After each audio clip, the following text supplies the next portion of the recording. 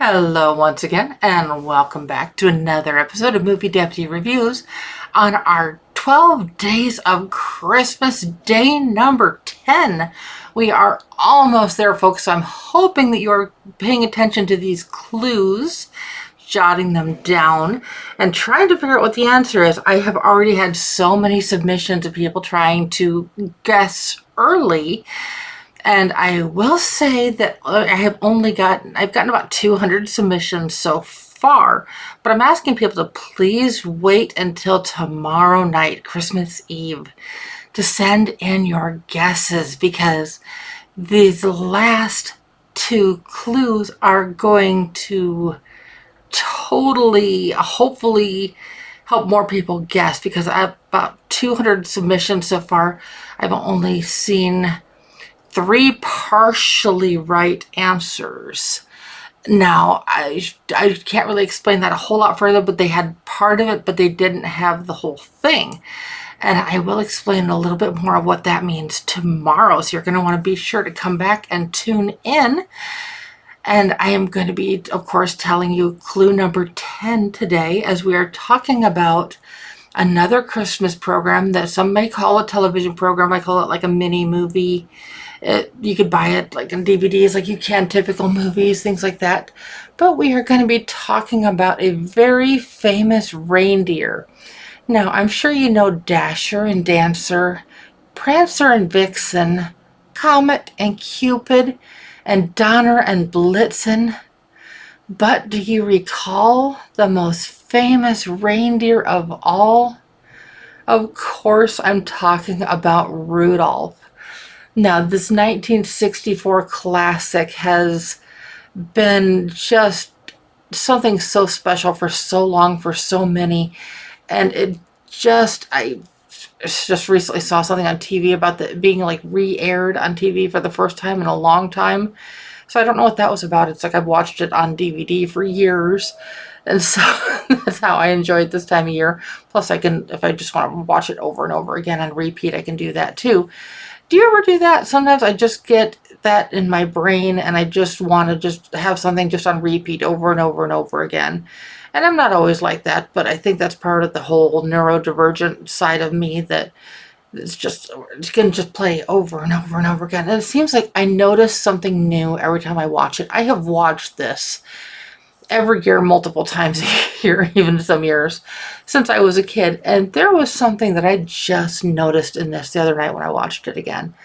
And I was just like, I've never noticed that before. How did I miss that all these years?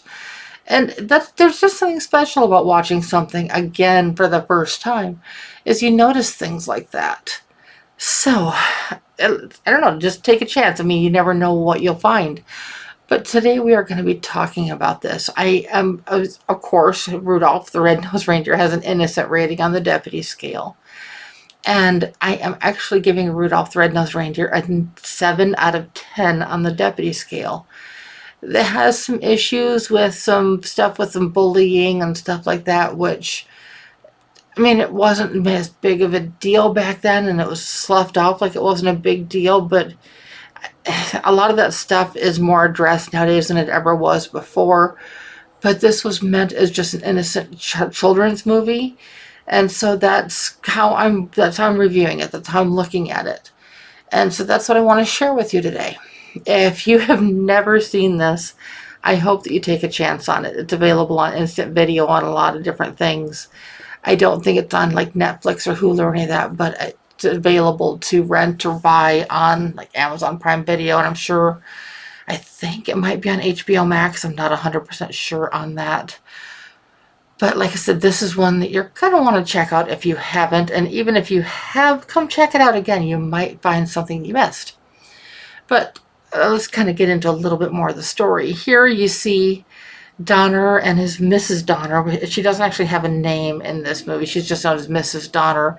And Rudolph movies, like down the road, they actually give her a name, but in this one she doesn't have one.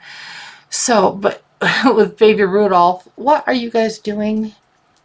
Sorry, I've got 2 kitties up here on the desk with me, and they're being mischievous. So I'm just trying to make sure my computer doesn't get tipped over. like I said, it's just part of the joys of being a cat mom. It's just part of it. But here we see, I mean, she has baby Rudolph. And of course, Santa comes to see the new baby, and everybody's so excited, except the fact that he's got a schnozz that lights up. He's got this bright, blinking beacon on his nose. Well, that is his nose. It's a bright red, flashy light.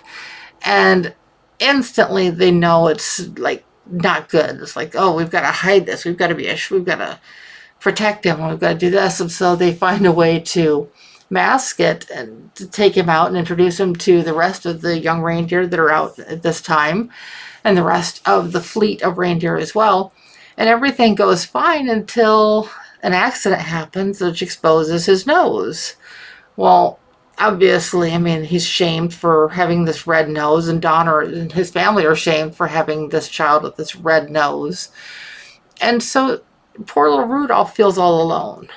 And they don't let him play any reindeer games or anything like that with his other friends. Now, what I can't help but be reminded, like this time of year when they're playing the songs on the radio, is there was a way that we used to sing it back in elementary school. And okay, this is going to age me a little bit, admittedly. But it was like, Rudolph the red-nosed reindeer, reindeer had a very shiny nose like a light bulb. Just kind of like all of these little additions to it, and where it was like a light bulb, like toothpaste, football, and you're just like yelling all these other little things with the song. And so if you can relate to that, that has nothing to do with our clues or anything like that, but it's just kind of a fun little way of singing the song. So if that jogs a pleasant memory for you, I'm happy. And if not, I mean, see if you can find some versions of it online. I know it was a lot of fun back in the day. But so, pardon me, can't talk. Rudolph decides to run away. And in doing so, he finds himself having to escape this like abominable snowman that is called the Bumble. And the person that comes to his rescue is Yukon Cornelius, and he's a miner. He's got this pickaxe, and him and Rudolph kind of get together, and they go on their own little journey while they're trying to figure out where Rudolph belongs. And they end up at the island of misfit toys, and they end up finding an elf that doesn't exactly fit in either, because Rudolph doesn't fit in with the reindeer, and Hermey doesn't really fit in with the other elves. And so it kind of becomes the three of them against the world, basically. It's because they're trying to go on. And what they end up finding is that together they give each other the strength and the confidence to face the world head on. And in doing so, something happens with them that they end up saving the day, or I should say the night in this case. Because after a giant storm moves in and Santa's unable to take his midnight ride, it is Rudolph's wonderful, beautiful, glowing nose that gives him the ability to be able to make the deliveries on track. And so what's seen as a detriment when he's young, oh, he's still kind of young. Pardon me, I'm taking a drink. Like I said, I don't over-edit these at all. But what's seen as like a detriment when he is a young reindeer, like I said, he's still just a kid, but now he has this beautiful glowing nose that's going to end up saving the day. And it's just kind of this whole series of learning and growing, and it's got so many beautiful messages that are kind of being taught and shared. So it's just a lot of fun with that.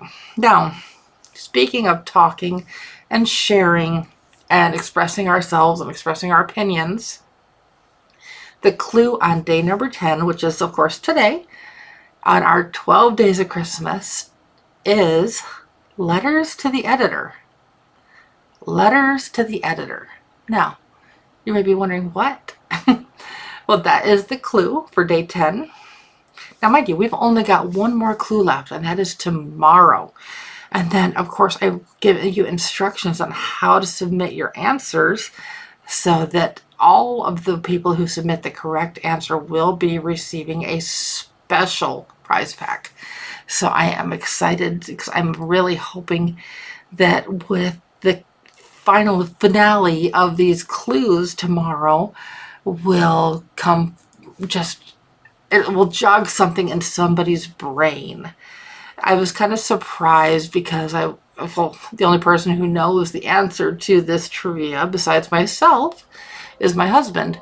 And when I mentioned to him what the answer was, surprisingly, he had never heard of it. But it's a very well known something having to do with Christmas. And so I'm just kind of like surprised. It's like, wow.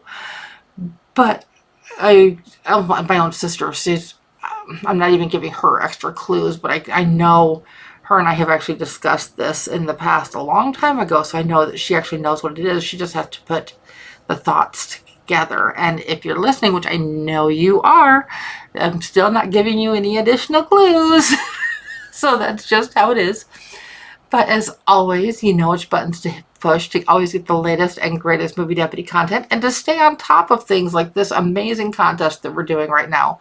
If this is your first time to Movie Deputy, welcome. If you want to go back and listen to all of the other episodes, feel free to. I'd encourage you to, not just for the game, but for these movies as well. We have been talking about some hidden gems, some beloved classics, and tomorrow is no different on that, as we are going to be talking about a movie tomorrow that is really centered around Christmas Eve.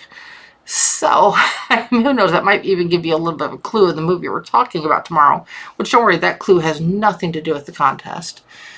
But again, I hope that you can come back often and soon, as I know I will be back soon as well. And of course, I will talk to you later. Bye-bye.